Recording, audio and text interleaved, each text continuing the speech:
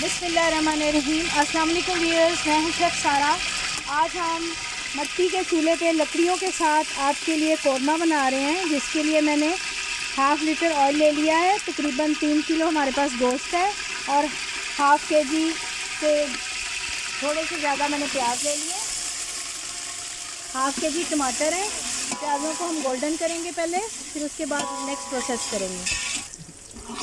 साबुत गरम मसाला डालेंगे।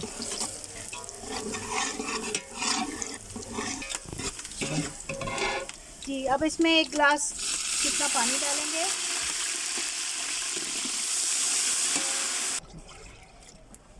जी, इसमें प्याज गोल्डन होने के बाद इसमें लहसुन, अदरक और टमाटर का पेस्ट डालेंगे और इसको थोड़ी देर भूनेंगे। उसके बाद इसमें मैं मसाले शामिल कर रही हूँ। हल्दी, नमक,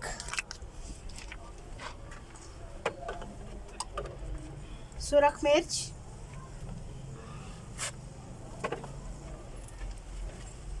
पिसा धनिया थोड़ा सा बाद में डालेंगे, पिसा गरम मसाला और इसमें तकरीबन 2 टेबलस्पून हम कौरमा मसाला डालेंगे। ये ऑप्शनल है। अब इसको थोड़ा सा भूनेंगे। अब इसमें हम दही डालेंगे, तकरीबन 1 पाव के करीब। अब इसमें भूनने के बाद इसमें गोश्त डालेंगे और गोश्त को अच्छे तरीके से भूनेंगे। गोश्त को मैंने तकरीबन भून लिया हुआ है।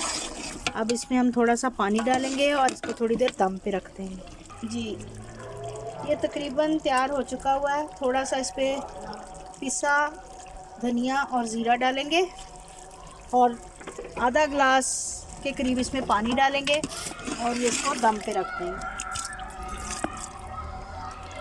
का देगी कौरमा रेडी हो चुका है। इस पर थोड़ी सी गार्निशिंग करेंगे और इसको कंटेनर्स में डाल के सर्व करेंगे।